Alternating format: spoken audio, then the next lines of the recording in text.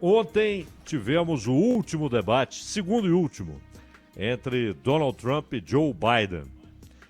E ontem foi um dia particularmente complicado nos Estados Unidos, um dia de lamentações, né? Porque foram 1.124 mortes pela Covid só ontem. E informação da Universidade John Hopkins, é o maior número de óbitos em 24 horas em mais de um mês. Já houve números maiores, né, mas antes, quando houve aquele momento de números elevadíssimos, os Estados Unidos passaram todo mundo em mortes, em número de casos, estão hoje ainda nessa tétrica liderança, né? Mas ontem o número voltou a ser muito alto, 1.124 mortes. E já são mais de 200 mil mortes nos Estados Unidos, mais de 8 milhões de casos, na verdade muito mais, né? Embora lá eles testem bem mais do que aqui, mas também, claro, há muitos casos de gente que pegou o vírus e não foi testado. Isso aconteceu aqui, assim, de baseada, hein? Aconteceu demais. Mas até por isso, até por esse número trágico, esse número de mortos, na quarta-feira, 1.124 mortos, o assunto pandemia foi o mais tratado no debate. Foi o que teve, inclusive, mais tempo dedicado a ele. E depois, inclusive, a mediadora, que teve esforços tremendos, né, para lidar com toda aquela tensão que havia trazida pelo primeiro debate, a Welker, ela teve de interromper falas e acelerar a coisa, a Kristen Welker, nos outros assuntos, que obviamente também mereciam, demandavam mais tempo do que tiveram. Questão racial, meio ambiente e relações exteriores. Então, até porque sempre relações exteriores, numa potência, num país que é uma potência mundial, é claro que as relações exteriores sempre têm um peso muito grande, inclusive para o eleitorado interno. Que muitas vezes enxerga na política externa uma fonte de problemas internos, inclusive na questão de empregos, não é? E é aí que entra a China. Agora, as pessoas estão dizendo que foi um debate civilizado. É que o primeiro debate foi um tanto quanto confuso, aquelas interrupções do Trump, uma certa hesitação, principalmente no início do Joe Biden, e o Trump o cravando de perguntas e afirmações e tal. Em relação ao primeiro debate, este foi mais tranquilo. Agora, civilizado, por quê? Porque eles não trocaram socos? Porque, convenhamos, o Trump disse que o Joe Biden é corrupto, disse que o Joe Biden usou o cargo de vice-presidente, ele que foi 8 anos vice-presidente do Obama, para ganhar dinheiro e para que seus familiares, 2 irmãos e um filho, ganhassem dinheiro em outros países, usando o prestígio de seu cargo de vice-presidente dos Estados Unidos. E claramente, ele, com o cuidado, mas já no limite, depois de afirmar tudo isso, não como possibilidade, mas como realidade, aí ele ainda teve o cuidado de dizer assim, se tudo isso for verdade, você é um corrupto. Mas ele passou boa parte do debate dizendo que o Biden é corrupto. E o Biden, primeiro na história da China, porque o Trump disse que o Biden ganhou dinheiro da Rússia, da Ucrânia e da China. Ilegalmente, é claro, nenhum vice-presidente, ou menos ainda presidente dos Estados Unidos, pode receber dinheiro de outros países, nem na campanha. E então ele acusou o Biden de ser corrupto e de usar o prestígio de quando era vice-presidente para ganhar dinheiro e fazer com que um de seus filhos e 2 de seus irmãos ganhassem dinheiro. E o Biden, por sua vez, quando o Trump citou essas coisas, e esses três países, Ucrânia, China e Rússia, como sendo países que tinham entregue dinheiro para o Joe Biden ou para seus familiares, países que teriam colocado dinheiro à disposição da família Biden.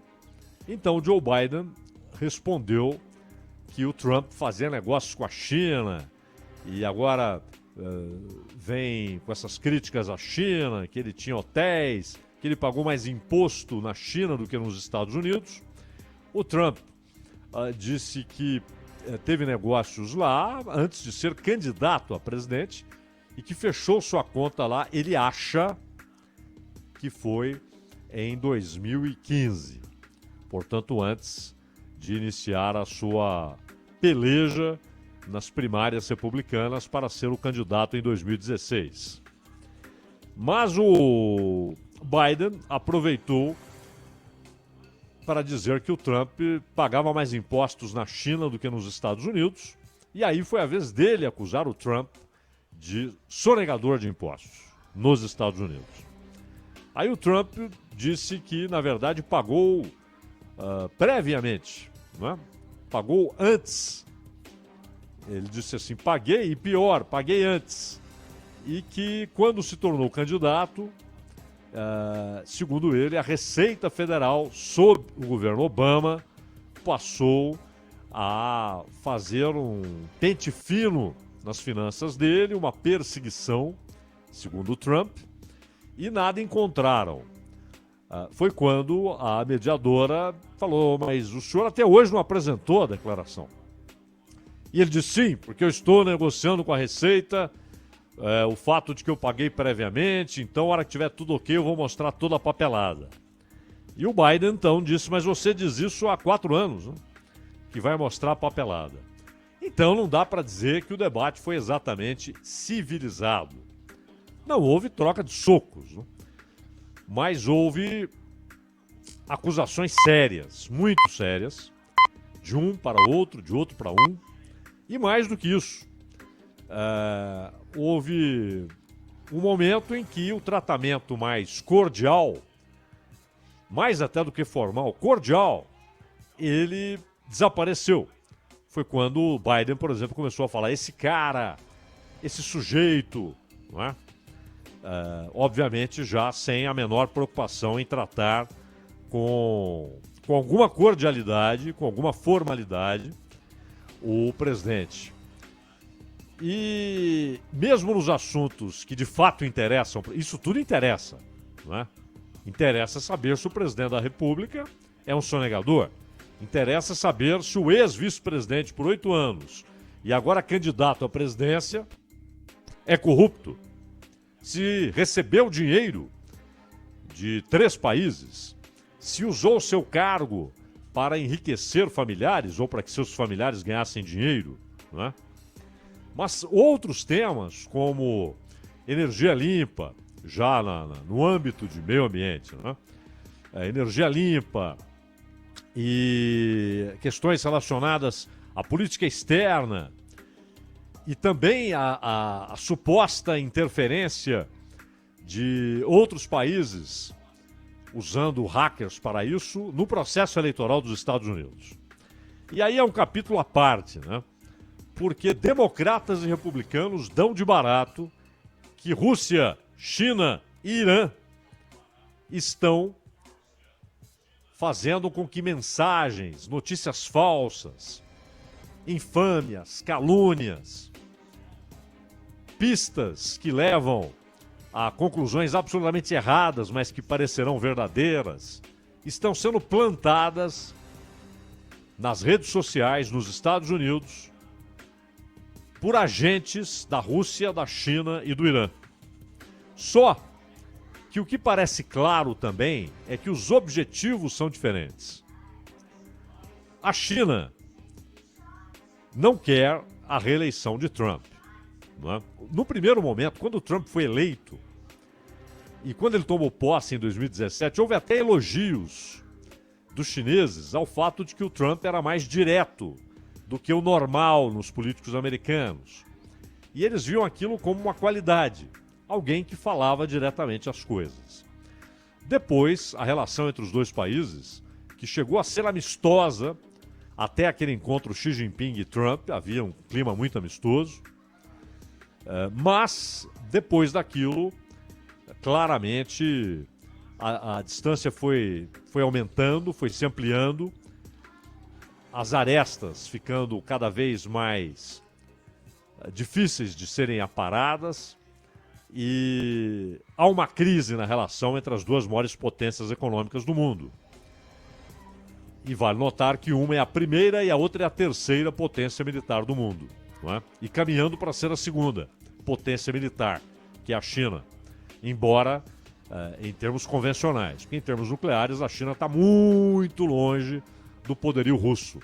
Mas em termos de poderio convencional, principalmente na marinha, a China tem dado passos extraordinários. Ela já é uma potência e caminha para ser, em termos de armamentos convencionais e de forças armadas preparadas para confrontos regionais, provavelmente em breve será a segunda potência militar do mundo. Mas ficará atrás da Rússia em termos de poderio nuclear. Bem atrás, muito atrás. É algo quase inatingível, né? Agora, então, a China e os Estados Unidos, essa relação foi se tornando cada vez mais tensa. E no processo eleitoral, o Trump resolveu jogar ainda mais pesado por causa da eleição e começou a dizer que o Biden, se ganhar, vai entregar a economia americana nas mãos da China. Vai abrir tudo para a China, vai permitir que a China, inclusive, além de continuar comprando títulos do Tesouro Americano, que ela se torne predominante no abastecimento de produtos industriais. E com isso, quebrando cidades e regiões inteiras dos Estados Unidos que antes viviam da prosperidade industrial, não é?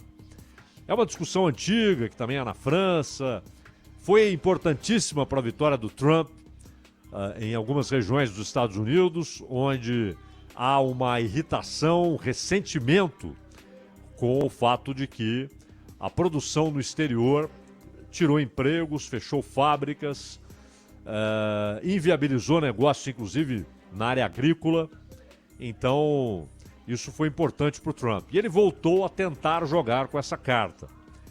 E o Biden, de certa maneira, assinou o recibo, porque tem tratado o assunto um tanto quanto na defensiva. Até porque o Biden se complica em relação a esse eleitorado quando ele fala: você complicou as coisas com a China e fez com que o nosso déficit aumentasse e perdêssemos investimento. Para muita gente, isso é visto como um sinal claro de que, de fato, Trump tem razão quando diz que o Biden terá, apesar do discurso que ele adota agora, de endurecimento, etc., quando ele diz: faremos com que a China respeite as leis internacionais. Isso diz muito pouco, né? A questão é, no Mar da China, a China já ocupa 85% daquela região contra os protestos das Filipinas, do Vietnã, do Japão, e ameaça cada vez mais Taiwan. Tem agora uma frota moderníssima defendendo aquele mar. E quando houve uma resolução em termos internacionais da Organização Mundial do Comércio, e houve uma outra resolução, essa mais importante, do Tribunal Penal Internacional, dizendo que as Filipinas tinham razão nas contendas com a China simplesmente disse: não importa o que vocês dizem. Não importa. Isso é assunto interno. Ou seja, ela acabou tratando como assunto interno, para sua conveniência, um conflito internacional, um conflito da China com as Filipinas. E há vários outros com países da região. Então, não basta dizer vamos fazer com que a China cumpra as regras internacionais. Isso para a China é chá da 5. Isso não significa nada, não é? Será preciso sim pressão militar. Será preciso pressão militar. E o próprio Trump tem sido recalcitrante em, de fato, fazer uma pressão militar. Ele dá sinais, ele envia porta-aviões, alguns bombardeiros passam por sobre a região, mas não passa disso, não é? De qualquer maneira, a China quer ter certeza de que, se entrar em Taiwan, os Estados Unidos vão pensar 1000 vezes antes de defenderem Taiwan, porque há um acordo entre Taiwan e Estados Unidos. Isso não foi aprofundado no debate, nem a questão coreana, não é? O Trump trata a relação dele com o Kim Jong-un como algo positivíssimo, que está tudo certo. Só que enquanto isso o Kim Jong-un está testando foguete, está testando míssil. Está rindo da história do Trump de que está tudo sob controle. E claramente isso não está. Pergunte ao governo japonês se está tudo sob controle. Não está. Porque é por sobre o Japão que passam alguns daqueles mísseis, obviamente sem ogivas, né? Mísseis vazios, mas são testes de lançamento e para verificação do alcance com sucesso daquele míssil. Então, a Coreia do Norte está trabalhando um projeto de mísseis intercontinentais. Então, é balela do Trump quando ele diz que está tudo sob controle. Mas também os democratas não sabem lidar com a ditadura norte-coreana. O Bill Clinton fez um acordo com o pai do Kim Jong-un, Kim Jong-il, entregou tudo que o Kim Jong-il pediu em troca da desnuclearização da Coreia do Norte. O que aconteceu? Nada. A Coreia do Norte continuou seus projetos de produção de bombas nucleares, de artefatos nucleares. E o Bill Clinton acreditou no que estava dizendo o Kim Jong-il, pai do Kim Jong-un, e depois percebeu que havia sido um engodo e que aquela seria a maneira de negociar do governo norte-coreano, não é? Prometer e não cumprir. E sempre que há uma crise interna, econômica, a Coreia do Norte volta a dar sinais de amistosidade, como fez agora. Pediu desculpas pela morte de um sujeito que tentava atravessar para a Coreia do Sul, pediu desculpas à Coreia do Sul, não é? O Kim Jong-un pediu desculpas ao povo norte-coreano porque ele não tem sido um líder tão eficiente quanto eles esperam. Isso é tudo teatro. E um teatro que tem colaboração de Pequim. Agora, e a Rússia? A China não quer a reeleição de Trump, o Irã não quer a reeleição de Trump. E a Rússia? A Rússia, na verdade, vê como indiferente o resultado da eleição. O que importa é que o mundo acredite que ela, a Rússia, é sim capaz de interferir nesse processo, como fez na França. Ou será que o Putin tinha o desejo de que a Marine Le Pen fosse eleita? De jeito nenhum, estava nem aí para Marine Le Pen. Mas ele queria que os franceses duvidassem do próprio processo eleitoral e, ao fim, duvidassem da própria democracia. E esse sentimento cresce nos Estados Unidos. Porque não é o sujeito que escreve no Facebook, no Twitter, manda mensagem por telefone, dizendo, olha, a Rússia interfere. Não. A inteligência americana, a CIA, a inteligência militar, que não tem nada a ver com a CIA, elas confirmam que há interferências de exércitos de hackers da China, do Irã, da Rússia, e os Estados Unidos têm o seu próprio exército cibernético, não é? Está preparado para uma guerra cibernética. Então não há a menor dúvida que a Rússia não está preocupada se vai ganhar A ou B, mas que haja uma desconfiança em relação à própria democracia e ao processo eleitoral. Mas por que isso? É uma atitude defensiva pela tendência das potências ocidentais de exportarem, de verem como ideal a exportação da sua organização política e social, dos conceitos de liberdade, de democracia, de Estado de Direito, para o Oriente, para a Rússia como uma potência que já não é, claro, que foi uma potência mundial como a União Soviética, mas que é militarmente uma potência mundial. E o Putin conseguiu torná-la de novo uma potência em termos de relações internacionais. Dificilmente um confronto sério hoje no mundo não precisa da participação da Rússia para tentar resolver, para tentar encontrar caminhos, ou até para jogar lenha na fogueira, dependendo do interesse, não é? Então, o Putin conseguiu fazer com que a Rússia retornasse à condição de potência política internacional. Não é mais uma potência econômica. Não é mais aquela superpotência que, além de ter um território de 22 milhões de quilômetros quadrados, como a União Soviética, tinha o domínio do leste da Europa. Mas ainda é um país gigantesco, o maior do mundo, claro, 17 milhões de quilômetros quadrados, mas que perdeu a força econômica, mas recuperou o prestígio e a força política. Então, essas interferências têm objetivos diferentes. Não acredito que irão definir a eleição, como não definiram em 2016. Esse é um conto que o Partido Democrata gosta de repetir, mas que, na verdade, é fazer o jogo do próprio Putin, né? É colocar em dúvida o sistema eleitoral americano e a democracia americana. O fato é que nenhum dos dois é um estadista extraordinário, o Trump não é. O governo dele consegue ser melhor do que ele como presidente é.